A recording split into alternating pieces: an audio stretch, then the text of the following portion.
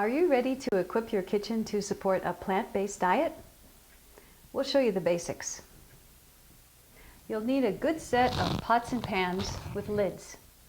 A great general purpose pot is a wok. It can be used for stir-frying, steaming, boiling. You'll need a lid, and I've inserted a steaming basket. For chopping vegetables, you should have a good set of knives. You'll need one large chopping knife. It's good to have a bread knife, and a small paring knife is also helpful. Be sure and keep them sharp. To protect your countertops and knives, get yourself a couple of wooden cutting boards. This one is bamboo. Here are some hand tools that might be helpful. This is a garlic press, a grater for carrots or cabbage, a spatula to get everything out of those bowls, a ladle to get the soup out of your bowl, some tongs which can help you get hot things out of pans or the oven, a potato masher for mashing potatoes. This is a whisk for mixing up things. We have wooden spoons to mix things with, and a spatula for turning things in a hot pan. For measuring ingredients, cups and spoons and a scale are also very helpful.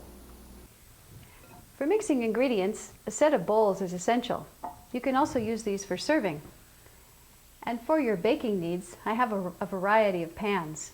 An 8x8 that you could cook cornbread in, a 9x5 for bread, a glass dish of 9x13 that you could cook your lasagna in, a muffin tin, and of course a baking sheet. Here are some appliances that will help make your cooking go quicker and more efficiently. A toaster, a blender. This is a slow cooker, and you could also get a pressure cooker if you want to cook things fast. What's also helpful is a food processor, and if you drink a lot of tea, an electric tea kettle. Water is the most common ingredient you'll use in your kitchen. To ensure pure water, install a good quality filter. Good quality kitchen equipment will enhance your cooking experience while preparing healthy, plant-based meals. For breakfast today, we're having blueberry pancakes. You could serve this with fruit, breakfast sausages, or a tofu scramble, but today we're just going to have the pancakes. We'll use 1 teaspoon of salt, 1 cup of almond milk. You could also use rice or soy milk, 2 tablespoons of safflower oil, 2 teaspoons of baking powder, 1 tablespoon of agave nectar or any other sweetener, 1 cup of whole wheat pastry flour, and 1 cup of blueberries. You can buy pancake mixes, but as you can see, it's quite simple to make yourself. We'll be using whole wheat pastry flour today, which will make your pancakes a little more fluffy and light, but you can also use regular whole wheat flour. Mix together all of the ingredients. If the batter is too thick, add water or almond milk a tablespoon at a time. Warm an oiled skillet over medium-high heat and pour in 1/3 cup of batter. When bubbles form on the sides and top, flip the pancake. Keep them warm in the oven while you cook the rest of the batter. Serve with fruit or maple syrup. For lunch today, I'll show you how to make a salad called Gado-Gado. It's from Southeast Asia. It's very unique because it has interesting textures and flavors, and a peanut sauce for the dressing. We'll be using about 1/2 cup of green beans, about 2 tablespoons of shallot, you could use onion, a couple of small carrots. I'm using 2 kinds of cabbage, about 1/2 cup of each, purple and green. This is a vegetable called jicama, and I'll be using about half of this.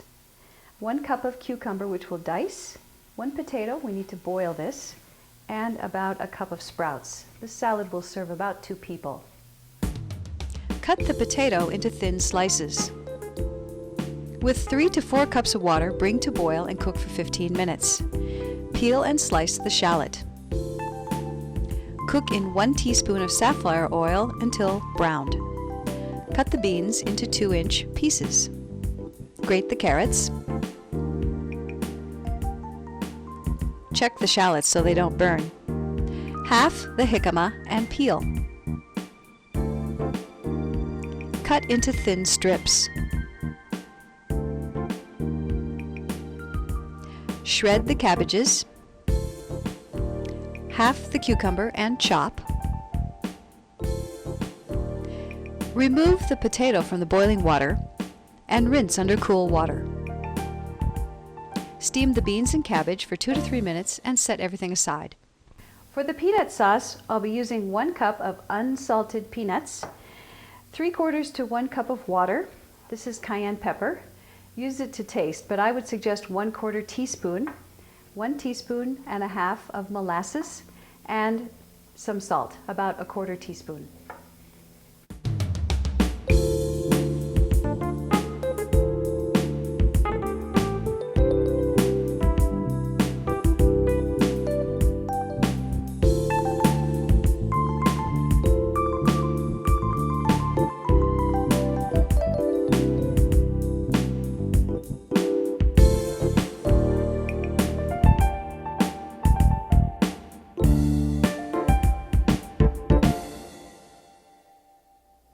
For dinner tonight, we'll be making vegetable curry and dal. Let's start by making the dal. We'll be using 4 cups of vegetable stock, salt to taste, maybe a half teaspoon, half a teaspoon of turmeric, 1 pressed garlic clove, a pinch to 1/4 teaspoon of cayenne pepper, a half a teaspoon of cumin, and a half a teaspoon of curry. This is 1 cup of red lentils, and we'll be using 1/2 cup of chopped onion. Rinse and pick through the lentils. Bring them to boil with the vegetable stock and the turmeric, lower to simmer, and cook for 15 minutes. In 1 tablespoon of water, cook the onion, garlic, and spices until the onions are soft. When the lentils are done, add the onion mixture, cover, and turn off the heat. While your dal is cooking, you can get started on your curry. You'll need 1½ cups of cauliflower, about 2 carrots, this is about 1½ cup, 1 medium to large potato, 1 cup of onion, 1 cup of broccoli, 1 cup of peas, 1 cup of soy milk, and you could use rice or almond milk, 2 cloves of crushed garlic, 1½ teaspoons of curry powder, 1/2 teaspoon of turmeric, 1 teaspoon of cumin, 1/8 teaspoon of cayenne, and 2 tablespoons of tamari. In 2 tablespoons of water, cook the onion, garlic, and carrots for a few minutes. Add the broccoli, cauliflower, and potatoes and cook for 2 to 4 more minutes. Add the spices, the salt, and the soy milk. Lower the heat, cover, and cook for 15 to 20 minutes. Check for doneness. When the potatoes are done, add the peas and the tamari, and you're ready to serve. Serve with your dal and a chapati, or in this case, a whole grain tortilla. Enjoy your meal.